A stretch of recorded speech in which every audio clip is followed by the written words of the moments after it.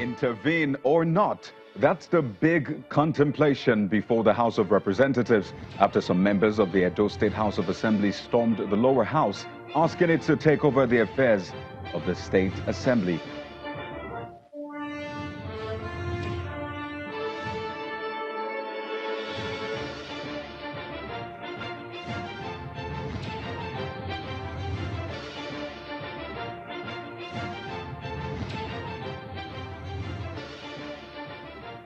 Hello, everyone, and welcome. This is Politics Today, live on Channels Television.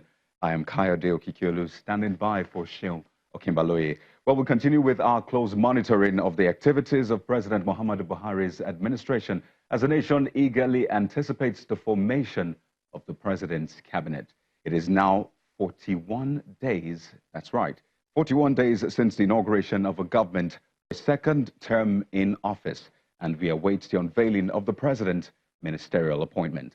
Let's move on to other stories, and we're back at the Presidential Election Petitions Tribunal today, where there have been some more revelations, as you'll expect, especially because this is a period for witness examination and cross-examination. Well, the People's Democratic Party and its candidate, Alhaji Atiku Abubakar, are contesting the result of the presidential election, the 2019 presidential election, at the tribunal. And today, more witnesses were brought up, but unlike yesterday, there was no document presented as evidence. Now, the witnesses, which were drawn from Niger, Katsina, and Kebbi states, alleged rigging, as well as other malpractices, according to them, including the refusal to use the card reader on one hand and non-accreditation of voters, as well as thuggery. They also said results collated in their location were different from the results which were collated by the Independent National Electoral Commission. That's INEC. The witness from Katsina, on one hand, Mr. Salisu Mejigari, who is the state chairman of the PDP in the state,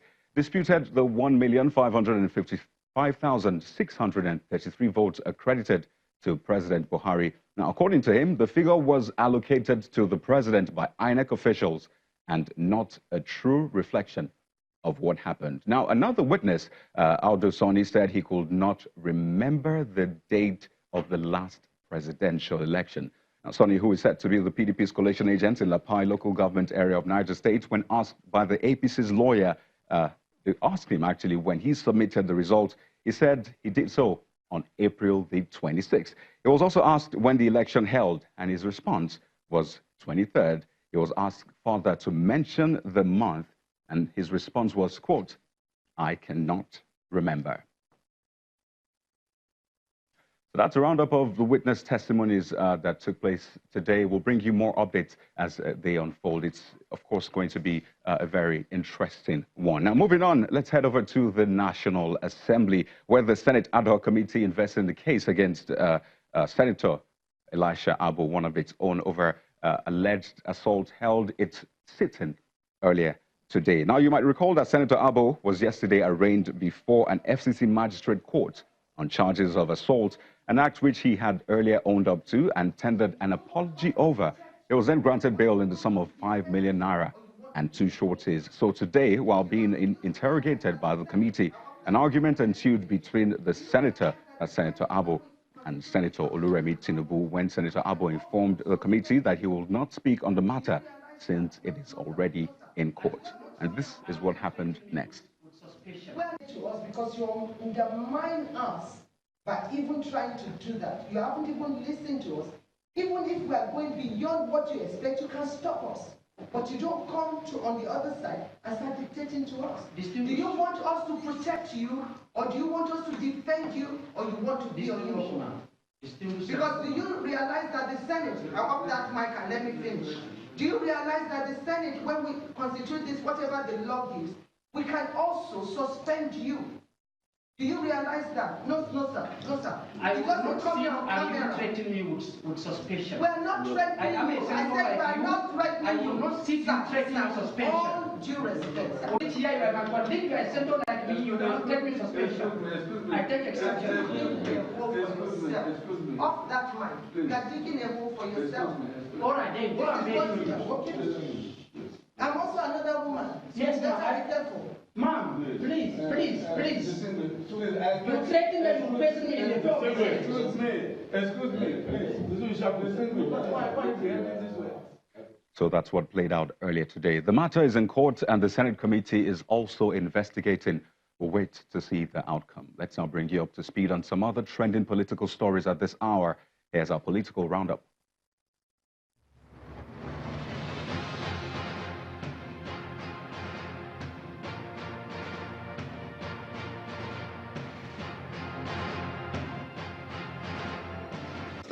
That is assumption. Yeah. The elders and stakeholders of the People's Democratic Party in Anioma Federal Constituency have rejected and condemned the recent suspension of their frontman at the Federal House of Representatives, Honorable Ndude Lumelu, by the National Working Committee of the PDP.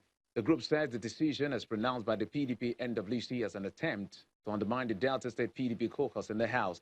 They're asking the National Working Committee to rescind their decision and provide a more appropriate platform for fair hearing and quick resolution on the matter.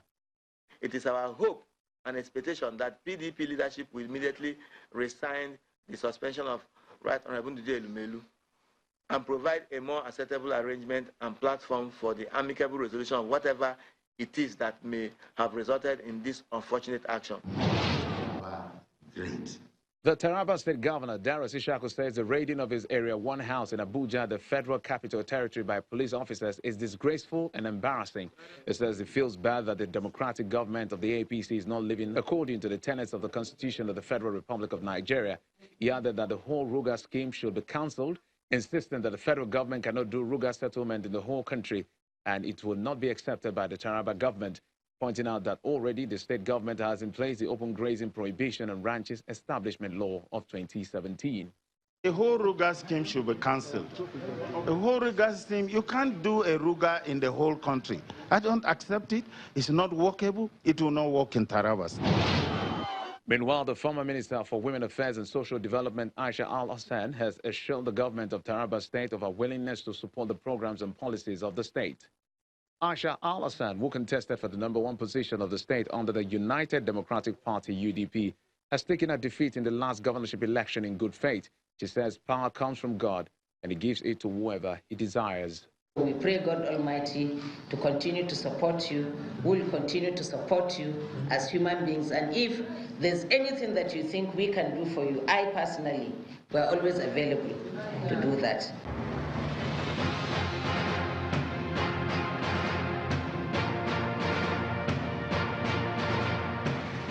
So the National Assembly had visitors from Edo State earlier today, and the visit was not merely a courtesy visit. Now, 14 APC lawmakers from the Edo State House of Assembly were at the House of Representatives to seek the intervention of the lower house in the controversy which is rocking the State Assembly. Now, this is believed to have prompted a motion by Honorable Julius Eonvere, Peter Zapatterson, and Johnson Oguma, asking the House of Representatives to take over the State Assembly to enable proper inauguration. So let's take a closer look, that is, at what's at stake here. And joining us to do just that is Mr. Washington Osifo, a member of the Edo State Assembly, and Mr. Daniel Bwala, a legal practitioner. We're still expecting Mr. Henry Okuarubo to join us via telephone. Thank you, gentlemen, for joining us on the program tonight. Now, I'd like to begin with Mr. Osifo. We have seen this action. I mean, you've gone to the House of Representatives asking the House of Representatives to sort of take over the Edo State Assembly and, as it were, ensure that things are done the way you're prescribing it to be done. Now, on the other hand, the faction of 9, they're saying that there was nothing illegal about the inauguration and then the emergence of the speaker. So where are we exactly right now? Well, first, let me try to correct you. It is not the way I want it done. It is the way that is prescribed by law. It is the way that is reasonable. It is the way that is justiciable. It is the way that is responsible. It is the way that sounds good to every logical mind. You know, that is just it. But you know, if you want me to refresh you, I know it's already sufficiently before the public domain. This whole journey started sometime on the 17th of June, when we first had when 19 members elect had after 10 days after the life of the Sixth Assembly had come to an end on the 17th, which was 10 days interval. we demanded from the governor through a press conference that the letter be issued, to commence to signal the commencement of the inauguration of the members, 24 members. Instead of doing that, of course, what we already know today is that at about 9:30, they went into a non-tenor meeting by their own, the content of their conscience, decided to inaugurate 9. 4 which were with us earlier on at about 3:30, now added to the 5 which they had initially, that made 9. What is also sufficiently before the public domain is that 2 out of those 4 who were abducted against their will came back and they have narrated, of course, what they saw to the entire world and all of that. So I think on the 18th, we went ahead to condemn that which was done, that nocturnal action that was done. And we just knew that that was a slap on the face of democracy and all of that. And we demanded that the right thing be done. As we speak, instead of doing the right thing, they have persevered, in the ways of error. And they are the ones doing what seemed good to them. I think the whole issue was this.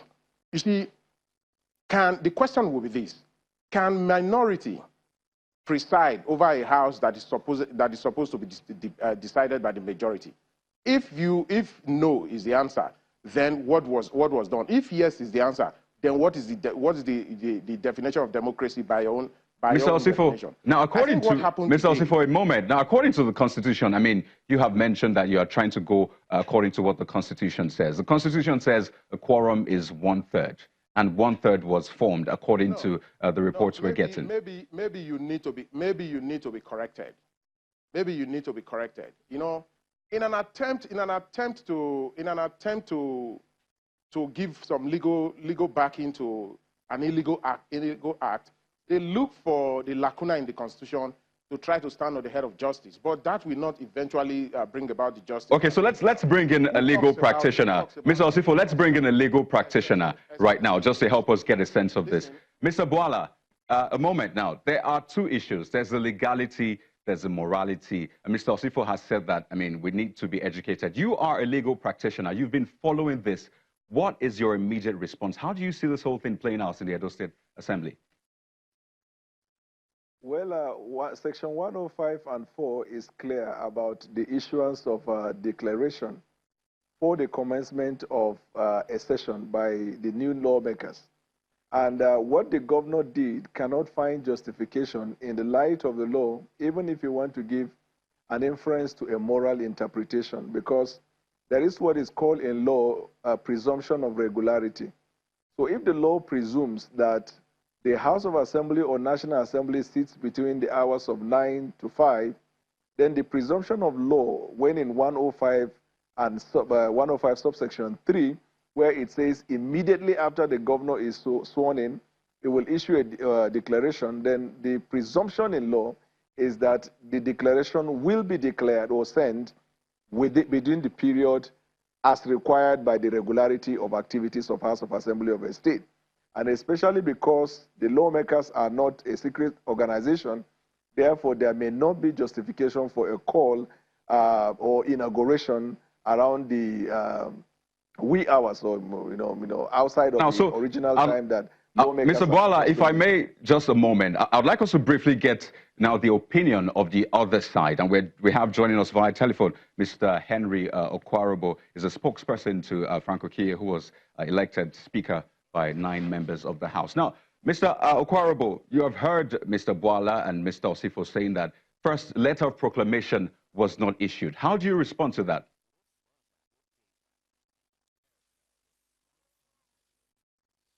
Okay, it appears we're having difficulty with the line, but then we'll get back to Mr. Okwarobo. I would also like to take you up on something briefly, Mr. Osifo. Now, in the letter, in the motion that was moved at the National Assembly earlier today, you cited Section 11, subsection 4, which says that at any time when any House of Assembly of a state is unable to perform its function by reason of the situation prevailing in that state, the National Assembly may take such laws for the peace, order, and what have you. But I'll get your response to that, but we need to take a quick break right now on the program. So many issues to cover. We'll take a break now, and when we return, we'll go back to the conversation surrounding the Edo State Assembly. Stay with us. You're welcome back to the program. Now, we're still staying with the controversy surrounding the Edo State Assembly inauguration, the emergence of principal officers, and now 14 members have headed to the National Assembly asking the House of Representatives to sort of take over operations of the Edo State House of Assembly. I still have with me on the program Mr. Washington Osifo, a member of the Edo State Assembly. He joins us live from Abuja. And right next to him, Mr. Daniel Bwala is a legal practitioner. And we have joining us on phone Mr. Henry Okwarobo, the spokesperson of to Frank Okiye, who was elected Speaker by 9 members of the House. So I briefly want us to go to Mr. Okwarobo briefly, just to get his perspective. Now, you have heard from the 14 lawmakers. They have gone to the House of Representatives asking the House to take over the State Assembly. How do you respond to this? Hello. Yeah, please, go ahead. You hearing me clearly? Loud and clear. Please go ahead. Yes. First of all, I'm a spokesman for the House. I'm a spokesman for the House, and by implication, spokesman for Okiye, Right Honorable Okiye, who is the Speaker. Now, the position is this. On the 17th of June, instead of coming for inauguration as required by law and the procedure of Parliament, my colleague... Mr. Okwarobo, if I may at this moment, please turn down the volume of your monitor so you don't have the echo. Okay, we can hear you, but please turn down the volume of your television or your monitor. Thank you. I've done so. All right, please go ahead. Now, instead of coming for inauguration, like they did on Friday, because on the 17th was a Monday. Now, the gentlemen they assembled themselves somewhere. They were not within sight. They were coming in now and then, occasionally. We saw a lot of them. Initially, occasionally, they would come in, try to check maybe what's going on. Before we knew it, they were having a press conference in one of the, I think maybe in the press center. Now, rather than wait for inauguration, they did not join us. They left on their own. Amongst them, when they found out that we were to be inaugurated, some of them joined us. Okay. The fact that they said some were not properly dressed, until you become inaugurated, our rules does not catch up with you. All right, Mr. Okwarobo, a moment. I'd like to ask you a question. Now, another issue is the letter of proclamation. So the question is, was it issued by the governor? By all means. The governor issued the letter. Acknowledge this letter? The letter was issued by Mr. Governor and read to us. Upon which the clerk did his job. The clerk is alive, the governor is alive. Right. We are not in dispute as to the authenticity of the letter. Is there another governor in Edo State who is disputing? Before you say something is fake, you produce the original. Right. Okay, so let's go to Abuja now and speak with Mr. Osifo. Now, you've listened to Mr. Okwarobo. A lot of issues, honestly, to contend. But then the question is, how do we move forward from here? We understand that amidst the controversy is a big picture of moving Edo State forward. So what's the way forward now? Well, first, let me put on record that action begets action. Now, the question is this. If the letter of proclamation was issued, then what was the reason for the press interview that was held at about press conference that was held at about 3:30 and concluded at about 4 o'clock on the 17th, which of course he's talking about? Then if that was the case, then let me put him on notice, if he doesn't know, that the clerk of the House, you know, we have the evidence of the clerk of the House where he made a confession on tape, you know, as to what happened that night how he was adopted alongside with very many other members who themselves have also come out to tell the world. You see, For me, I pity the country called Nigeria. You know, we all take oath of office and we swear to defend the Constitution of the Federal Republic of Nigeria. If men of conscience, those who are supposed to rule over us, do not have conscience, then this is where I will always prefer conscience over and above intelligence. Right. Because if you are intelligence and your intelligence is wrongly deployed, then we are heading for doom. But a man of conscience, even if he's not intelligent, over time, he can learn the ropes of being intelligent, and guided by good conscience, then things will go normally. Right. He is not just coming from the first time. This is the second time that he's been voted to represent his people. Now, there are rules of dress code in the house. The question I want to ask him, where was his wife on that day? Where was his mother? Where were his Mr. Osifo, these are some of the questions that people, of course, are considering. But then my question was, what's the way forward? These questions are necessary Mr. Osifo, that it was a nocturnal thing that he was not even aware of until some few minutes before it was done, because they wanted him to be part of those minorities. Mr. Osifo, I have to come in now because of our time. So let's take a recourse to Mr. Bwala. I mean, let's get the sense of which way we're going from here. Thank you, Mr. Osifo. So, Mr. Daniel Bwala, what is the way forward? I mean, the people of Edo are looking forward to, you know, better things in the state. So, amidst the controversy, beyond it is the way forward. So, what do you think should be the way forward to reconcile this? The provision of the Constitution, Section 11 and Sub 4, in my opinion, has created more problem than solution, asking the National Assembly to take over the House of Assembly of a state. This is my worry. The provision of the law says that whenever any House of Assembly of a state are unable to perform their duty due to prevailing situation, then the National Assembly can become lawmakers of first instance. Now, this is the problem. I feel that the law ought to have been very specific and clear so as to take away the possibility of outside forces interfering with the administration of a state by simply creating any kind of situation whatsoever with whatever name called that will render the House of Assembly of a state incapable of performing their duties. So we're looking at a review right there. Of that Constitution. Mr. Bwala, so we're looking at a review, a possible review of that section. Is that what you're saying? Yeah, that's what I'm saying, yeah. Okay, so let's get Mr. Okwarabo's final thoughts on the program. He still joins us via phone. So, Mr. Okwarabo, the question is, what is the way forward? For me, gentlemen, the way forward is that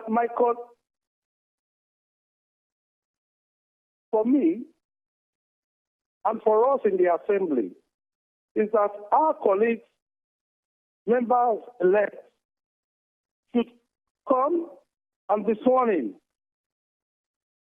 They should stop doing political gangsterism. They can't hold the state to ransom. They can't hold the governor to ransom. Right. The governor was elected to govern while they were elected to legislate. Okay. Mr. Okwarabo. Come and follow the procedure and become honorable members. All right, Mr. Okwarabo, you have issued that invitation, so we'll see how that plays out. We've been speaking with Mr. Washington Osifo on the program, a member of the Edo State Assembly, and Mr. Daniel Bwala, a legal practitioner. Both of them join us from Abuja. And via phone, Mr. Henry Okwarabo, who's a spokesperson for the Edo State Assembly and by extension, spokesperson for Mr. Frank Okie. That's our program for tonight. Thank you so much for watching. I am Edo State Assembly.